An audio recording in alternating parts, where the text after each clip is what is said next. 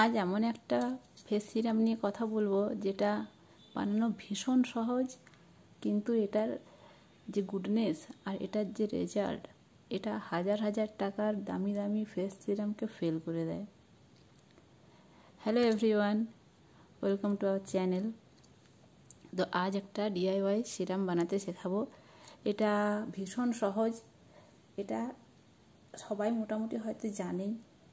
তো আমি যেভাবে এটা করি সেটাই বলবো। এটার জন্য কি কি লাগবে? এটার জন্য লাগবে আমাদের রোজ ওয়াটার।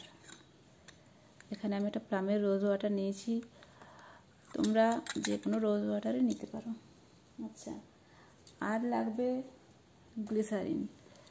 এখানে আমি এই একটা গ্লিসারিন নিয়েছি, এলকোর গ্লিসারিন।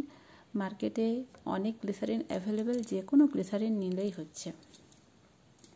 এটার সাথে যদি কেউ চায় তাহলে অ্যালোভেরা জেল দিতে পারে, এটা অপশনাল, দিতেও পারে নাও পারে। মেন দুটো ইনগ্রিডিয়েন্টস হচ্ছে এই গ্লিসারিন আর রোজ ওয়াটার। তো এখানে আমি 1 চামচ মতো রোজ ওয়াটার নিয়ে নিচ্ছি, এই যে 1 চামচের মতো নিলাম।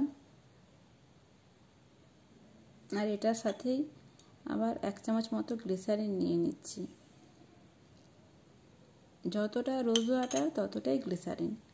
এবারে এই দুটোকে খুব ভালোভাবে মিক্স করতে হবে।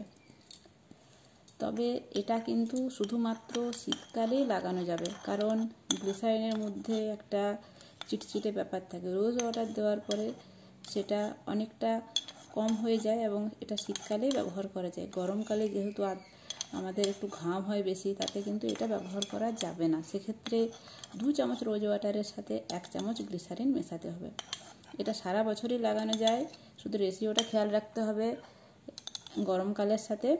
গরমকালের ক্ষেত্রে 2 চামচ রোজ ওয়াটারের সাথে 1 চামচ গ্লিসারিন, আর শীতকালে 50-50, 1 চামচ রোজ ওয়াটার 1 চামচ গ্লিসারিন।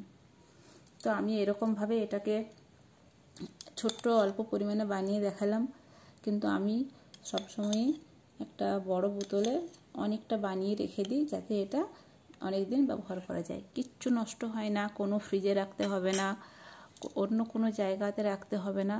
নর্মাল রুম টেম্পারেচারে, একটু যেখানে রোদ থাকবে না সেরকম নর্মাল জায়গাতে রাখলেই হবে। এটা দীর্ঘদিন ভালো থাকে। এবারে কেউ যদি এটা আরও বেশি কিছু এফেক্টিভনেস বাড়াবার জন্য কিছু ইউজ করতে চায়, সেক্ষেত্রে অ্যালোভেরা জেল বা ভিটামিন ই ক্যাপসুল এগুলো দিয়ে এটা মিক্স করেও লাগাতে পারে। তবে এই দুটোই এনাফ।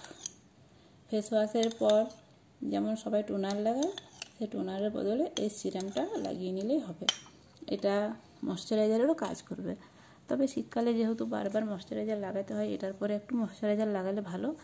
যদি খুব তাড়া থাকে, যদি কেউ না লাগাতে চায়, তাহলে শুধু এইটা লাগালেই হবে। তো আজকের এই সিরামটা ট্রাই করে দেখবে, আর কেমন হয়েছে অনুভব কমেন্টের মাধ্যমে জানাবে। আর ভালো লাগলে ভিডিওটাতে একটা লাইক, শেয়ার আর সাবস্ক্রাইব করে দেবে। দেখা হচ্ছে পরের ভিডিওতে।